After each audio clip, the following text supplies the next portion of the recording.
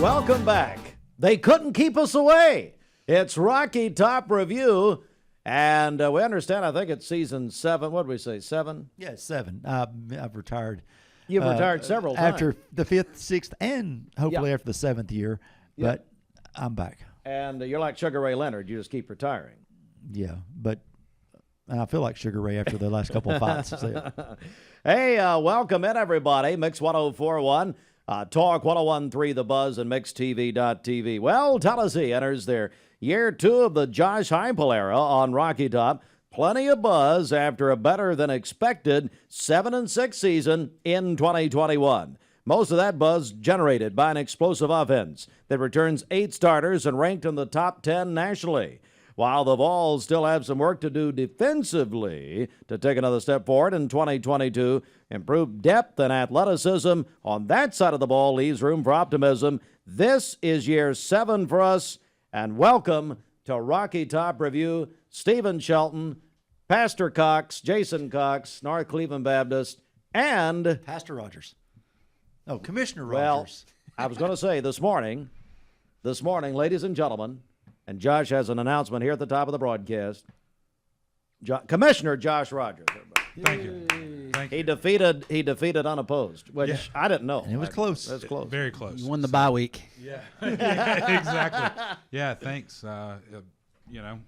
Didn't have to fight really hard this time, but really enjoyed the campaign, and thankfully ran unopposed through the primary and the general, and excited to be able to serve Bradley County for the next 4 years. And I guess it's a bittersweet announcement. A bittersweet announcement Yeah. is that due to me being a Bradley County commissioner now, the laws and everything that go on with that, I can no longer accept any NIL deals. It's sad. I'll always be a Los Margaritas guy. Yep. And I'll always be a Mayfield man. Yep. And always support Buc-ee's and everyone else who helped us. Larry at Town Squire. Larry at Town Squire. Yep. And there were a handful last year. So I appreciate all the support last year with all my NIL deals. Yep. And completed all my official commitments to them yesterday, and was able to be sworn in today in the Bradley County Commission. So it's a good day. This is why I keep retiring. Yeah, it's I stuff don't like know. this right here. This is why I don't know. Every year I want to quit. Yeah, I do too. Yeah. I mean, and you keep promising me it's going to get better. yeah. Well, It's not even. We're not 5 minutes in. no, It's only up no. from here. We're not It's even. only Listen, up from here. I can't imagine the chaos that this guy, along with Denny Collins, is going to cause on that county commission. Can you imagine? I may actually watch those on Facebook Live, That'll Steve. be the first day. It won't just be this news station covering them by the time it's over with. Oh, goodness. All right, guys. Well, I want to begin with Shelten. Well, here we go. Later tonight, 7 o'clock kickoff. Tennessee welcomes Ball State, but really they begun a whole new campaign. Yeah, I mean, how good are you defensively? There's the question. I mean, that's the question for this season. Ball State, last year they defeated Bowling Green 38-6 to start the season, and you're sitting here thinking, I remember that. But expectations change, and this year if they don't win by 50 over Ball State, it's going to be a disappointment, just to be honest. And so I think we know offensively they can score with anybody in the nation, except for Georgia and Alabama. But other than that, in this schedule, there's 10 possible wins in this schedule. Now, I'm not saying they're hold up there, Commish. I'm not saying they're – I didn't say Objection. Yeah, okay. I'm not saying they're going to win, but there's 10 winnable games on that schedule this year. But the question is going to be, how good are we going to be defensively? Jason Cox. Well, I don't disagree with that. Anytime you return a quarterback that had the season Hendon Hooker had last year, there's going to be a lot of hype. There's going to be a lot of excitement, and there should be. I mean, this guy wasn't the starting quarterback in that Bowling Green game last year, and yet he took over 2 or 3 games in and never looked back. And, man, what a perfect fit for that Josh Heupel offense. We welcome Brew McCoy, a transfer wide receiver from USC, into the fold. He's going to be a nice addition to that offense. And I mean, I made a joke several years ago about how Lane Kiffin couldn't spell defense. I don't know that we care to spell defense this year. It's just give us the ball, let's score points, and see if we can outscore you. Well, you'll have to when you play Alabama and Georgia. Well, we're not winning those games. The problem is when you have an offense, the defense that stayed on the field 39 minutes a game last year. And then 31 minutes a game last year, and then you have an offense that scored as quickly as we did. We gave up 500 yards per game the last 4 games, including the bowl game last year. We cannot do that again this year. Josh, what about him? Yeah, I mean, Commissioner. Oh, yeah, thanks. Like these guys have saying, I mean, it's all about Tennessee's offense this year. I mean, honestly, Hendon Hooker last year led all SEC quarterbacks with 181 passer rating. He was ranked second in the conference with passing yards per attempt. Had 31 touchdowns, threw for almost 3,000 yards. But he's going to miss some wide receivers that he had last year. Bayless Jones is gone. Javonte Payton is gone. But Cedric Tillman's back. That was probably his most favorite target last year. Had a breakout year last year. And like you said as well, Brew McCoy comes back as well. But, really for Tennessee, defense is going to be the struggle. But also for Tennessee is that offensive line. The offensive line ranked last in the SEC last year with 44 sacks given up last year. And so they grow up a little bit. They have a lot of starters back, 4 starters back, and some depth. So really looking forward this year is how well can that offensive line protect Hendon Hooker to where you can get it to these wide receivers and his playmakers. Defensively, got some new guys up front: Byron Young, Taylor Barron, Garland, and I think Omari Thomas is another guy that's coming in. And so for Tennessee defensively this year, I think it's a big season for them. Last year they showed this high-power offense. They showed how great this Heupel offense can be. Now let's see the other side of the ball this year. If they could match what they did last year and they could add defense, add some special teams, 10 wins is a reach, but 9 wins is not. I think Tennessee, you could see a 9 or a 10-win season, honestly, this year from them if that defense comes to play. Oh, the defense comes to play. That's not the question. Jason and I talked about last year. The effort was always there. They played hard.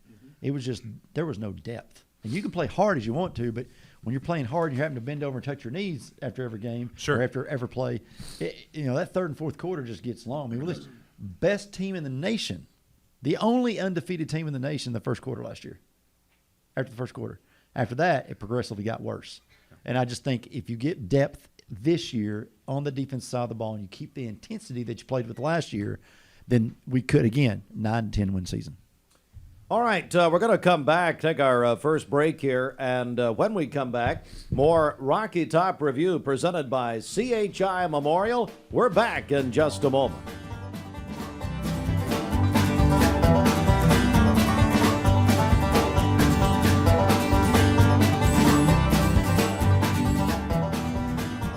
Welcome back, everyone. It's the season premiere edition of Rocky Top Review presented by CHI Memorial, and already, after just the first segment, it's only up from here. All right, so I want to go to Commissioner. It's Commissioner Rogers out of the 7th District. Is that correct? It is the 7th District, yeah. But And, just go by Josh. Could be the shortest tenure, maybe. I don't know. Him or Denny will resign in disgrace on this broadcast. Oh, my gosh. I can't wait. It's going to be great. Josh, what do you got? No, Ball State tonight. Yeah, just to set up kind of the game a little bit with Ball State. Their biggest question mark for Ball State tonight leads into their quarterback, John Paddock. He'll be making his first collegiate career start in Neyland Stadium tonight, and he's replacing Drew Plitt, who was a 3-year starter for Ball State. Paddock played in 1 game in 2018, but hadn't played since. And during that game, he had 34 total passes. So for Ball State, they're going to have to pass a lot to really try to win against Tennessee tonight. He's got some good players that are going to be playing with him. Jason Jackson returns at wide receiver. He was their leading receiver last year for the Cardinals, 69 receptions, 829 yards. They added a Vanderbilt transfer as well. So Ball State has some depth. They have some playmakers. They have some players, but they really defensively is where they've where they're going to struggle tonight, honestly. They lost a lot of players last year, but they do get their linebacker Brandon Martin back. He had to leave last year after an injury, but in 2020 he was the MAC co-defensive player of the year. So it should be a good game in the first quarter, maybe. But that Tennessee offense is really probably going to put them on. Well, they come in also with Carson Steele, who's a 6'1", 215-pound running back who did almost run for 900 yards last year, but they returned their entire offensive line. And whether in the MAC or whether in Conference USA, I don't care what you're in, when you return the entire offensive line, the continuity that you already have, it will be much better than probably years past. Tennessee's defense has got to get in that backfield and prove they can get some pressure, because looking forward in the next couple of weeks, Jason, if you don't tune up that defense now, you could have a few hard weeks coming down the stretch. Yeah, for sure. You got Pitt coming, you got Florida coming. This game's going to be a great opportunity to play the young guys, to get them some bruises, to get them some game speed, to build a little bit of depth, because you're going to have players get knocked out against Florida, because if you haven't noticed, Florida's big boy football. Pitt's going to be better than what we think. I mean, they lost Kenny Pickett. They're going to be pretty good. They're 16th ranked AP team going into the preseason. Won the ACC last year. Yeah, I mean, quietly. Yeah, they're a solid team. The only thing I have to add to the Ball State deal is they've made a bowl game the last 2 years. So, I mean, while we ought to win this game big, this is no slouch. It's a pretty good opponent to begin the season with, a good test, but should be a good opportunity to get some young guys in the game.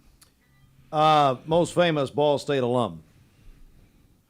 Most famous Ball State alum. No? No idea. Bill Murray. Very close. Bill Murray was his first guest on both of his shows. David Letterman. Wow. Letterman, the most famous alum from Ball State. Give him a lot of money. I want to go over the schedule now. I want to go, and Shelten, I'll begin with you. What sticks out games coming for UT this season? So the game at Pitt is critical, because that if you win that game, you're 3-0 going into the Florida game. Florida is, if you're a Tennessee fan, this may be the year you need to latch on to the Florida game, because they're going to be down. They're talented. New coach. Program's kind of in a little bit of shambles. You get past that Florida game, and Josh started rolling his eyes. You're 4-0, but then you travel to LSU. Okay? At LSU is a big one. I think at Pitt's a big one. At LSU is a big one, if you're talking about road games. And then you kind of start, you got your Alabama, you got Tennessee Martin, but then you got a little stretch here at the end that's very interesting. I think really makes or breaks this season when you start looking at after the Tennessee Martin game, you're sitting there, you're either 4-1, 3-2. Josh keeps rolling his eyes. You've got Kentucky at home. You've got Georgia on the road. You've got Missouri at home, at South Carolina, and you end with Vanderbilt on the road. That last stretch of 5 games, I truly, truly believe is the make or break. I think if you lose 2 of the first 5 or 6, you've got Georgia sitting there. Georgia should be the only game on the schedule that I would say that was going to be a tough one. Those other games, but Kentucky's better. South Carolina's a lot better. Again, Missouri, you never know. Shouldn't be great, and Vanderbilt shouldn't be great. But you've got 2 games that can really, those last 5, Kentucky and South Carolina, that could be up for grabs other than the Georgia game. Josh, what do you think? Yes. I mean, I agree with you. I think that was hard. That was hard. It was really hard for you to say. For anyone can win on any Saturday or Thursday, right? I mean, so any team can win. The big thing for me is that if you look at Tennessee's schedule, Pitt is going to be a tough game. It's at Pitt. They have to travel on the road. It's a 3:30 kick, so I mean they'll travel early, but you've got a long week to plan for that. They lost the previous year to Pitt, so that trying to get a little revenge win. But if you look at their schedule, Ball State, Pitt, Akron should be 3-0. Then you go Florida, LSU, Alabama, gauntlet. I mean, Florida's at Knoxville, and the really great thing is in their first 6 games, they have 4 games at home. They go to Pittsburgh to play Pitt, and they go to LSU, and that's it. All the other games are at home. So if we go back to the Alabama game last year, and I'm not going to say that Tennessee will beat Alabama this year. I'm not going to say that this early. But whoa. if That you sounded go, like a primer. Whoa! But if you go- no, hold on. Let's get it. Let's grab that real quick. As Hartline would say, that's a pivotal moment in this broadcast. What you're saying is there's a chance that you are going to pick Tennessee, Mr. Cox. That's what I heard. I heard that there's a chance you. I think he If just picked you- Tennessee to beat Alabama. we watched the Tennessee-Alabama game last year at my father-in-law's house, correct? Yeah, we did. Tennessee was winning in the third quarter, correct? They were. What did you say in the first segment of the show? That we were the best team in the first quarter in the nation. But also, you can't win games when your hands are on your knees because you don't have any depth. Right. Tennessee has depth now. If Tennessee comes out and they play like they did in the first three quarters against Alabama like they did last year, Tennessee really shouldn't win or shouldn't lose many games this year. When you look at the schedule, Love it. Tennessee, everyone will say Alabama, Georgia, automatic losses. Georgia, automatic loss. And that's me saying that. But Tennessee has a chance to be really good this year. I mean, honestly, they have depth, they have young players, they have dynamic players, and that's what it takes to win. Tennessee is on that road that Georgia started about 5 or 6 years ago, where you start getting number one recruiting classes, you try to get in the top 5, you start getting depth, you start bringing these guys in, you get your team right. Everyone in Knoxville is behind Tennessee. I mean, the Vol letters are back. They've revamped the stadium. They've done so much. And I'll put it on here right now.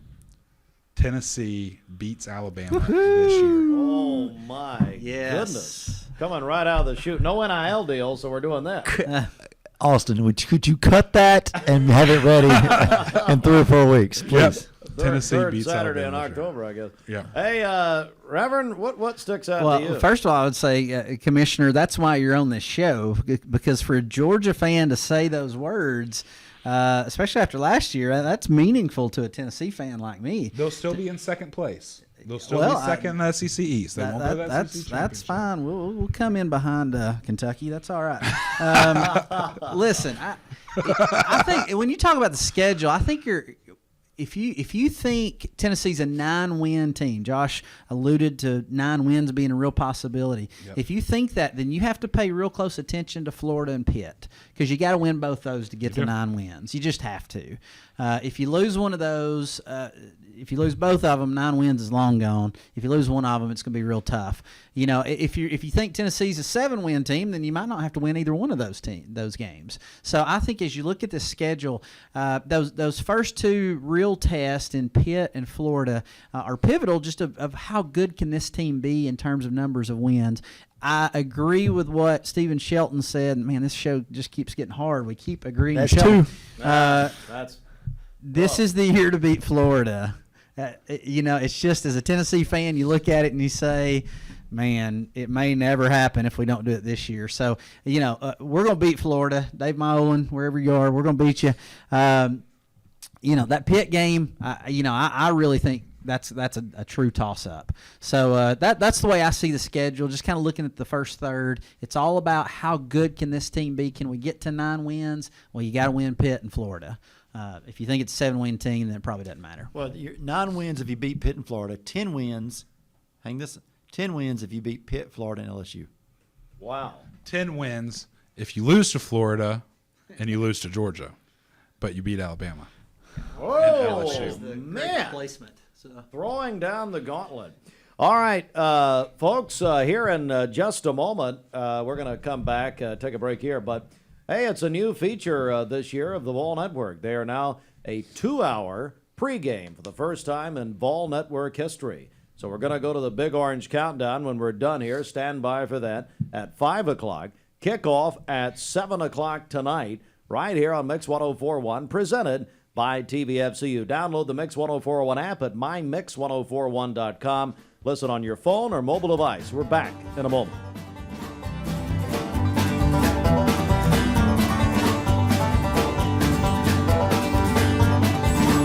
Back for a final segment, the picking portion of Rocky Top Review, presented by CHI Memorial. Well, we're going to start, and most of these games, except for one, will be SEC picks, as we've been doing the last few years. All right, so this Saturday, one of the marquee games, we all know college football really takes over the Labor Day weekend, And Saturday at 3:30, it's Oregon and Georgia. That'll be on ABC, and that is going to happen in Atlanta. So we'll begin with a dog fan, Josh Rogers. What about it? Yeah, big game to start the year for Georgia, coming off the national championship season for the Dogs. Got some big returners, starters coming back. Hold on. Didn't you promise some money to the empty stocking fund if Georgia won the Natty last year? He did. Did you deliver? I'm not. Oh, The empty stocking fund happened after, so it'd be this. So this year. Okay. Yeah. All right. So Money well spent. Thank you. Yeah, very much so. Stetson Bennett back, Brock Bowers, Big O, Darnell Washington's back, Karis Jackson, Ladd McConkey from Chatsworth, Adrian Mitchell. So big game for Georgia this year, starting versus Oregon, going against their head coach. Georgia wins this game in a close game, 31-21. And I was wrong. Game's on ESPN, actually, on Saturday at 3:30. All right, Cox, what about it? Well, I love the matchup. Early season weekends, you don't usually get big marquee names like this, but Oregon coming to Athens or coming to Atlanta. Sorry, that's a long trip. Georgia lost a lot of their defenders from last year, didn't they? That vaunted defense was unbelievable, and I don't know how many of them they graduated, or moved on. Went to the NFL. Yeah, I think there was 9. 9 out of 11. So. Yeah. That's impressive. But I have no doubt they just reloaded, and give me the hairy dogs for this one. Hey, great thing about Georgia football. Once they win a national championship, we don't have to worry about them for another 40 years. Give me the Oregon Ducks in an upset. Hey, wait a second. Unbelievable. All right, let's go to another big game, and this will be Cincinnati and Arkansas on Saturday at 3:30. Shelten, I want to begin with you here. There are some interesting tie-ins in this game. So I'm going to tell you, Cincinnati's better than what you think. They lost some players. I think Arkansas had the season of their dreams last year. That's why I'm taking Cincinnati with the upset over the Razorbacks in week 1. Wow. What about it, Jason? I have to disagree. Cincinnati's quarterback is now Steve Hartline's Atlanta Falcon quarterback. He's moved on. That's right. Desmond Ritter. Yeah, he's the like backup quarterback in Atlanta now. Yeah. And he's good. He's a player. Yeah. Arkansas they're just so well coached. They're going to be in his third year. Is that right? Sam Pittman. So while I don't see them as an 11-win team, I do think they're solid. Give me the Hogs. What about it, Joshua? Yeah, coached by former Georgia line coach Sam Pittman over in Arkansas. There's a lot of people out there who think that Arkansas has a chance to win the West this year. I mean, it's between Alabama, Arkansas, and Texas A&M. Texas A&M is buying their championship. Alabama is a dynasty, and Arkansas is doing it the right way, I guess. But I agree with Shelten here. Count it whatever, number 4. Cincinnati is better than most people believe. 19 ranked Arkansas, 23 Cincinnati. I mean, it's a toss-up game. But give me Cincinnati in this game. It's Utah and Florida Saturday night, 7 o'clock on ESPN. Jason, what do you make of it? Well, Billy Napier, a first-year head coach in Gainesville. He's a local boy. He grew up in Murray County down there at Murray County High School. But I think he's probably going to get the program turned around in a better direction in a couple of years. But this first year is going to be rough. Give me Utah probably by a couple of touchdowns. John, what do you make of it? Oh, yes. Utah. Can't wait for the Florida season. I mean, if they go 0-12, I would not be happier if I'd get a leg cut off. I mean, I'm telling you, Florida football, I think, will be in shambles by the end of the season. This was a terrible hire. He had interviewed for every big job in the country over the last 3 years, couldn't land one. This was Florida's last big hope to grab a coach that someone's heard of, because everyone that interviewed knew what was going on there. Forget it. Florida goes down. They're 6-6 this year. Josh. Wow. I don't know who's worse, Florida or Florida State. I think they're probably the two worst teams in the state of Florida, behind UCF and Miami. Former national champion UCF. Yeah, that's right. Right. I think Florida is a 2-10 season this year for them. Their only wins are Tennessee and Florida State. I think Tennessee can't beat Florida. If he's but here next week, I'm not coming. Oh, okay. Well, I don't know. I'm You- stuck. He'll be stuck in a This is meeting. it. Yeah. That's it. Utah, All right, Sugar Ray. Utah, big. Utah big. Big. We're going to have to go a little lightning round now, guys. Sunday night, Florida State, LSU, 7:30 on ABC, Shelton. Brian Kelly first win, LSU. Josh. Yeah, LSU first win and one of the last wins of the season. Cox. Go Tiger, LSU. And the marquee game of the weekend actually is in Columbus, Ohio. We'll send this one out to Adam Lewis. But Notre Dame, Ohio State, Saturday night, 7:30, ABC, Josh Rogers. Pass. Jason. Dot the I, Ohio State. And Shelton. I'd rather be shot and pick this one. Ohio State wins at home. And then here we go tonight. Ball State, Tennessee and Knoxville at Neyland Stadium kickoff, 7 o'clock. Jason. Give me the big orange. Josh. Yeah, I'll let Tennessee head coach Josh Heupel, like what he said. It's game week. Let's go play ball. Tennessee 45, Ball State 17. And Shelton. 64-12, Tennessee. And that'll do it. It's Rocky Top Review presented by CHI Memorial. Get ready. It's time to join the Vol Network and the Big Orange Countdown, the new 2-hour pregame show. Let's head to the network.